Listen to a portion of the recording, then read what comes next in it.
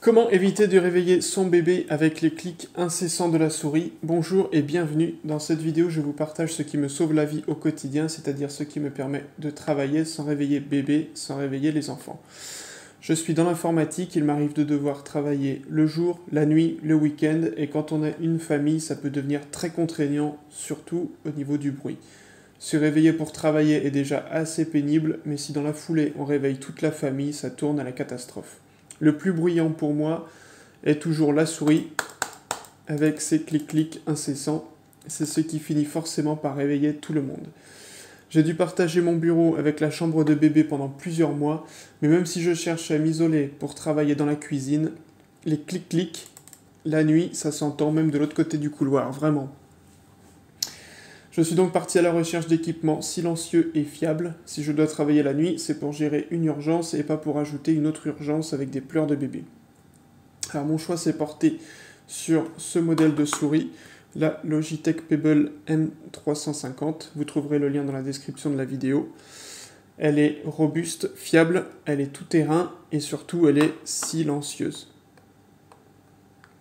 Elle est sans fil et peut se connecter soit avec un dongle USB qui se range ici sous le capot aimanté et vient se brancher au port USB de l'ordinateur, ou bien directement en Bluetooth. On peut changer le mode ici.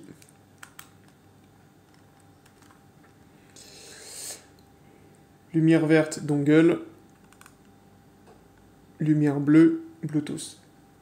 Si on reste appuyé, la lumière bleue clignote. On passe en mode appairage. On peut même utiliser ces deux connexions pour la connecter à deux ordinateurs différents ou bien un ordinateur et un smartphone si on veut. À l'arrière, en plus du bouton pour changer le mode, un bouton marche-arrêt. Voilà. Elle a une forme de galet assez spéciale, ça ne va pas plaire à tout le monde. Cette forme fait qu'elle s'adapte au gaucher comme au droitier. Elle se glisse aussi facilement dans une poche. Maintenant, si vous cherchez quelque chose de moins cher et plus simple, j'ai eu de très bons résultats aussi avec la Logitech M220.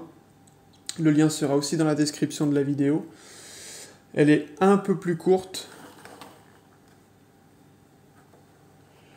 un peu plus haute, et ça reste une souris petite taille. Si vous avez une grande main, ce n'est pas le plus confortable. La connexion se fait uniquement avec le dongle qui est situé dans le rangement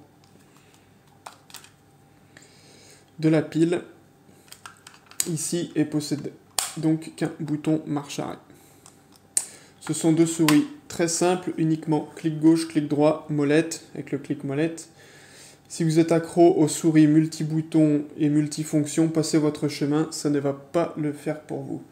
J'ai une utilisation assez basique de la souris, donc mon seul critère était le côté silencieux, et pour le coup, ces deux-là font vraiment très bien le travail. J'espère que cette vidéo vous aura été utile. N'hésitez pas à laisser un commentaire si vous avez des questions. Bon travail, et à bientôt!